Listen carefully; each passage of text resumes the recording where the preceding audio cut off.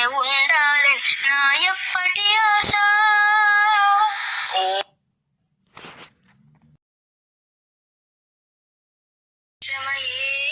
అసలుంటుందా నాన్న ప్రతి క్షణము నా మీదే నీ పూర్తి ధ్యాస.